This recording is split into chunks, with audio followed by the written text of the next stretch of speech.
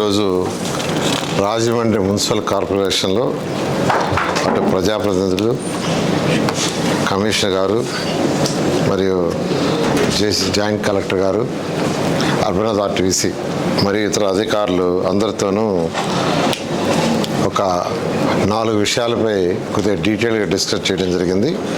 మొదటిది ఏంటంటే, బొమ్మూరు నుంచి సరస్వతి ఘాట్ వరకు 5 కిలోమీటర్ల లెంత్ ఉంటుంది. ఆ రోడ్డుని 80 ఫీట్గా చేస్తే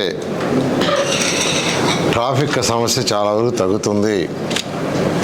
అది ఒకటి ఫస్ట్ ప్రయారిటీగా తీసుకోమని ప్రజాప్రతినిధులు యాక్చువల్గా దాని మీద చెప్పడం జరిగింది.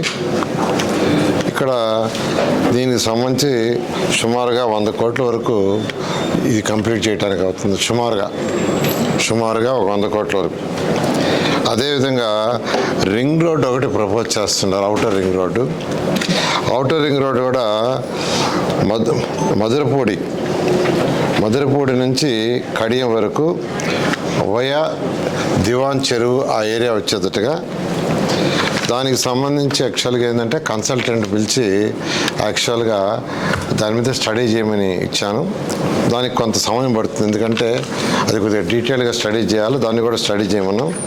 అది స్టడీ చేసిన తర్వాత దాని మీద ఎలా చేయాలి, ఫైనాన్షియల్ ప్లానింగ్ అనేది చేస్తాము.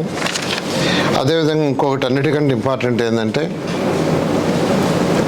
ఈ రాష్ట్రంలో 123 మున్సిపాలిటీస్ ఉంటే ప్రతి మున్సిపాలిటీలో కూడా 4 అంతస్తులు, 5 అంతస్తులు, 6 అంతస్తులు, 8 అంతస్తులు బిల్డింగ్లు కూడా కట్టేస్తున్నారు.